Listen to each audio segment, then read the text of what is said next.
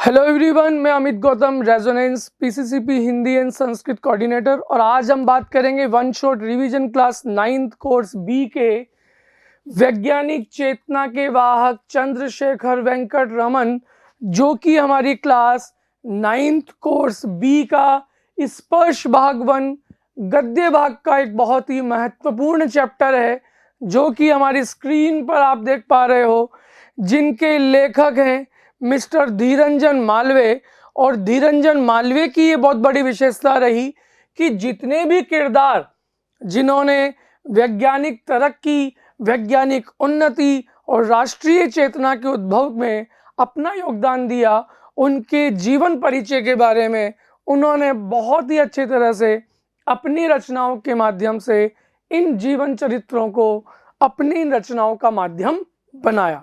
तो आज के इस लेक्चर में हम एक ऐसे किरदार के बारे में जान रहे हैं, Chandrashekhar Venkata Raman, the first Nobel awarded mister Chandrashekhar Venkata Raman, जिनको साइंस के क्षेत्र में पहली बार नोबेल अवार्ड भारतीय वैज्ञानिक के रूप में प्राप्त हुआ।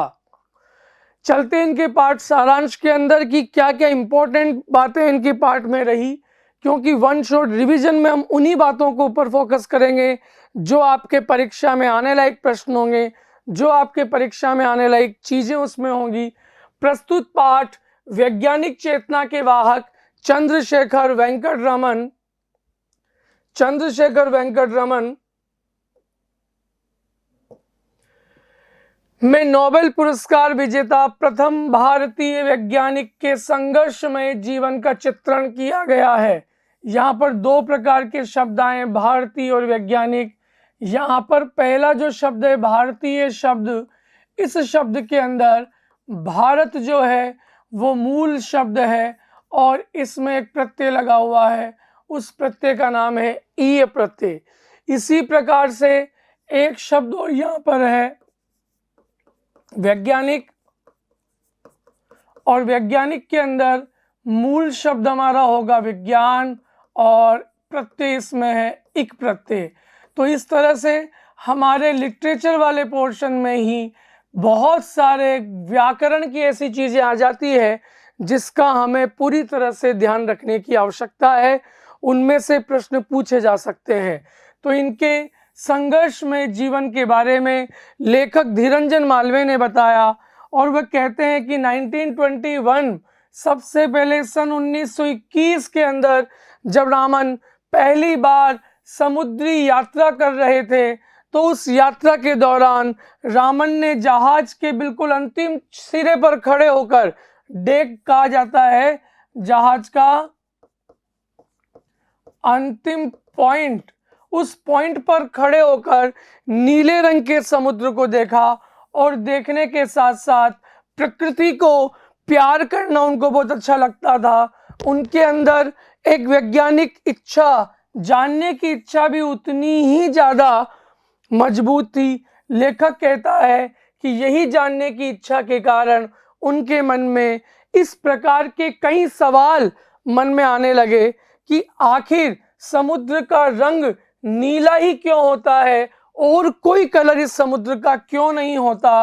रामन अर्थात चंद्रशेखर वेंकट रमन इस सवाल का जवाब ढूंढने में लग गए, और जवाब ढूंढते ढूंढते वे संसार में इतने प्रसिद्ध हो गए कि उनको अपनी रचनाओं में, अपने आविष्कारों में भारतीय वैज्ञानिक के रूप में पहले नोबेल पुरस्कार के विजेता के रूप में स्वीकार किया।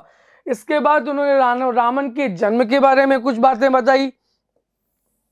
7 नवंबर 1888 को तमिलनाडु के चिरुपल्ली नगर में रामन का जन्म हुआ, और रामन के पिता रामन को बचपन से ही गणित और फिजिक्स पढ़ाते थे। ये इंपॉर्टेंट क्वेश्चन है कि रामन के पिता की वजह से ही उनको इन दोनों विषयों में सबसे ज्यादा ध्यान इनका बढ़ने लगा।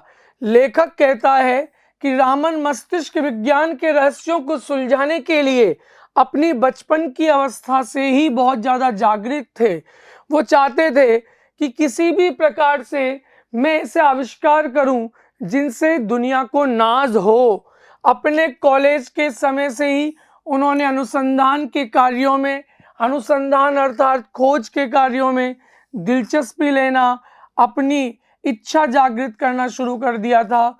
उनकी दिली इच्छा, उनकी मन से इच्छा तो यही थी कि वे अपना सारा समय केवल सिर्फ और सिर्फ अनुसंधान के कामों को समर्पित कर दें। लेकिन उन दिनों अनुसंधान के कार्यों को पूरे समय के करियर के रूप में तेज बुद्धि वाले लोग ही अपनाना चाहते थे। रामन अपने समय के अन्य तेज बुद्धि वाले छात्रों की तरह ही भारत सरकार के आय व्यय से संबंधित विभाग में, जिस विभाग को हम वित्त विभाग कह सकते हैं, आय व्यय का जो विभाग है उसको हम वित्त विभाग का नाम दे सकते हैं, उसमें ऑफिसर बन गए। लेखक कहता है कि रामन ने कोलकाता में सरकारी नौकरी करते हुए अपने स्वभाव के अनुसार अनुसंधान का जो कार्य है वो निरंतर जारी रखा, अपने झुकाव को बनाए रखा। दफ्तर से समय मिलते ही लौटते हुए जब भी वो बहू बाजार, जो कि कोलकाता का बहुत बड़ा बाजार है, उस बहू बाजार पर आते तो वहाँ एक प्रयोगशाला थी जिसका नाम Indian association for the cultivation of science की प्रयोगशाला थी। लेखक कहता है कि यह प्रयोगशाला अपने आप में बहुत अनूठी यानी विचित्र संस्था है, जिसे कलकत्ता के एक डॉक्टर जिसका नाम था महेंद्र लाल सरकार ने अपनी कठिन मेहनत और लगन के बाद खड़ा किया था। लेखक कहता है कि संस्था का उद्देश्य देश में वैज्ञानिक चेतना का विकास करना, लोगों को विज्ञान के प्रति जागरूक करने का था। अपने महान उद्देश्यों के बावजूद इस संस्था के पास औजारों की बहुत कमी थी, सुख सुविधाओं का अभाव था। लेखक कहता है कि उन्हीं दिनों रामन इंस्ट्रूमेंटल की ओर भी आकर्षित हुए कि हमारे पश्चिमी देशों को भारतीय वाद्य यंत्र बहुत घटिया लगते थे। रामन ने वैज्ञानिक सिद्धांतों के आधार पर जो वेस्टर्न देशों में ये जो संदेह था, ये भ्रांतियां थी कि इंडियन इंस्ट्रूमेंट्स जो हैं वो फॉरेन कंट्रीज के इंस्ट्रूमेंट्स की तुलना में बहुत कम हैं, अच्छे नहीं हैं, उसकी सोच को इन्होंने कहीं ना कहीं हटाने का प्रयास किया। और कलकत्ता विश्वविद्यालय में रह करके उन्होंने इस चीज़ पर भी बहुत ज़बरदस्त शोध किया और कहीं ना कहीं अपने निष्कर्ष पर पहुँचे। मुखर्जी महोदय ने रामन के सामने प्रस्ताव रखा कि वे सरकारी नौकरी छोड़कर कोलकाता के विश्वविद्यालय के प्रोफेसर के पद को स्वीकार करें। रामन के लिए कठिन कार्य, क्योंकि प्राइवेट नौकरी में अथाह पैसा, सरकारी नौकरी में उतना पैसा नहीं, लेकिन उसके बावजूद उन्होंने उस सरकारी प्रतिष्ठित पद पर वो नियुक्त हुए। मोटी तनख्वाह को उन्होंने छोड़ा। उन्हें नौकरी करते हुए 10 वर्ष अलग बीत चुके थे, उसके बावजूद भी उन्होंने अपनी सरकारी नौकरी में आने का काम, बहुत हिम्मत का काम था और रामन ने वो डिसीजन लिया। लेखक कहता है कि रामन सरकारी नौकरी की सुख सुविधाओं को छोड़ 1917 में 1917 में नौकरी में आए, जो कि कलकत्ता विश्वविद्यालय के प्रोफेसर के पद पर थे। 1921 में रामन जब समुद्र की यात्रा कर रहे थे तो उस समय रामन के मस्तिष्क में नीले रंग का ख्याल हुआ और इसके ऊपर ही उन्होंने अपना शोध बना लिया।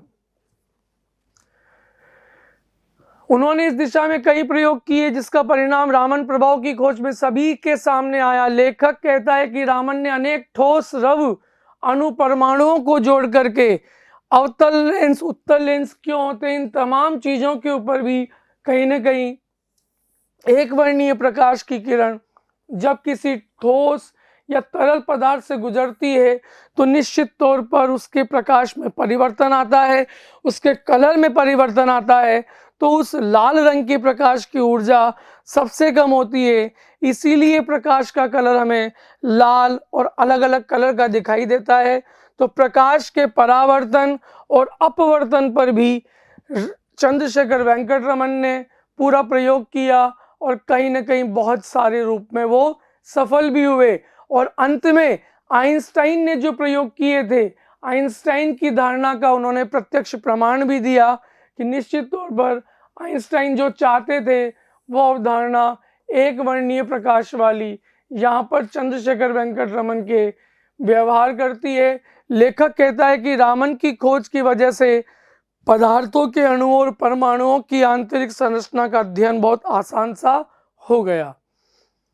इसके पहले रामन स्पेक्ट्रोस्कोपी का सहारा नहीं लिया जाता था, दूसरी चीज़ों का सहारा लिया जाता था, लेकिन रामन के प्रयोगों के बाद, रामन स्पेक्ट्रोस्कोपी का सहारा लेने के बाद कई चीज़ें और ज़्यादा हल होने लगी। इनमें गलतियों की संभावनाएं 0% रहने लगी।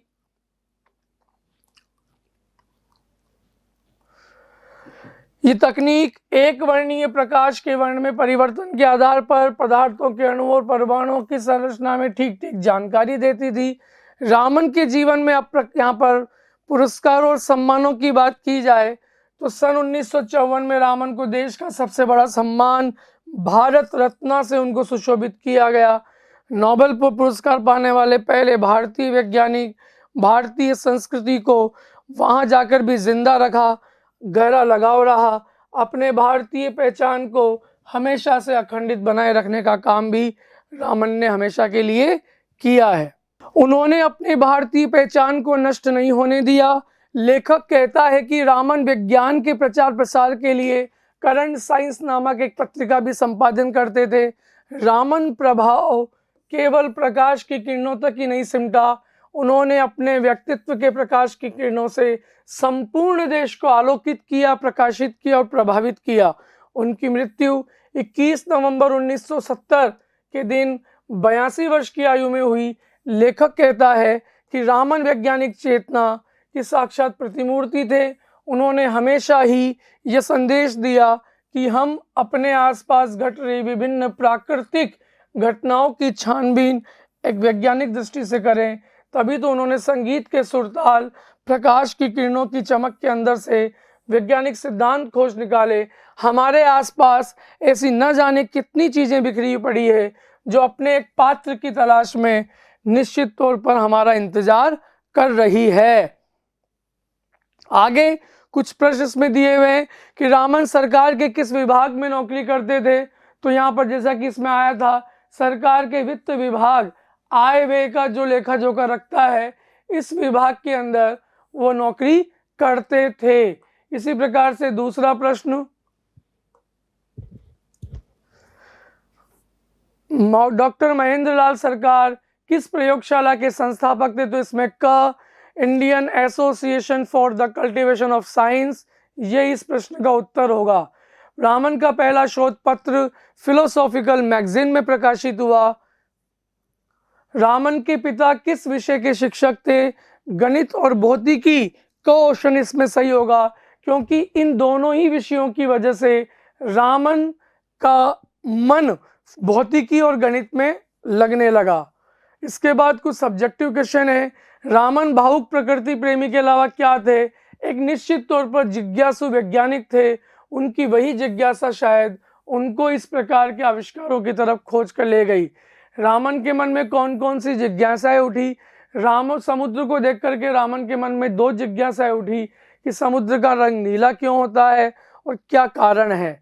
समुद्र का रंग नीला ही होता है और कुछ क्यों नहीं, क्योंकि समुद्र के रंग की वजह से यहाँ पर एक वर्णीय प्रकाश का जो कारण रहा उसका उन्होंने यहाँ पर जिक्र किया। रामन के पिता ने उनमें किन विषयों की नींव डाली। अभी ये प्रश्न आया भी था, गणित और भौतिकी के विषयों में नींव डाली। तो बड़ी इंपॉर्टेंट क्वेश्चन है। वाद्य यंत्रों की ध्वनियों की अध्ययन के द्वारा रामन क्या करना चाहते थे कि हमारे भारतीय वाद्य यंत्र जो हैं वो विदेशी वाद्य यंत्रों की तुलना में घटिया नहीं है, जबकि हमने ही हमारे संगीत को जन्म दिया, संगीत को जिंदा रखा और हमारे ही संगीत की वजह से देश और दुनिया के अंदर इसकी पहचान बनी हुई है। इसी पहचान को वो जिंदा करना चाहते थे। इस दिशा में उन्होंने कई प्रयोग किए और वो रामन प्रभाव का एक माध्यम बना। सरकारी नौकरी छोड़ने के पीछे रामन की भावना एक ही थी कि वो अपने मन में उमड़ने वाले उन जिज्ञासाओं को, उन रहस्यों को पूरा कर सके। इसलिए उन्होंने प्राइवेट नौकरी छोड़कर सरकारी नौकरी अपनाना शुरू किया ताकि वहां समय निकाल करके इसके बारे में जा सके।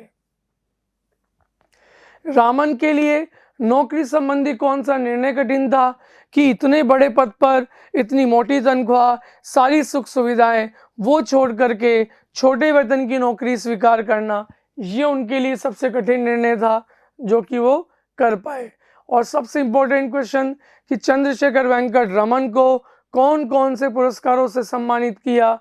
जैसा कि स्क्रीन पे आप देख पा रहे हैं कि 1924 में उनको रॉयल सोसाइटी की सदस्यता मिली, सर की उपाधि से उनको नवाजा गया।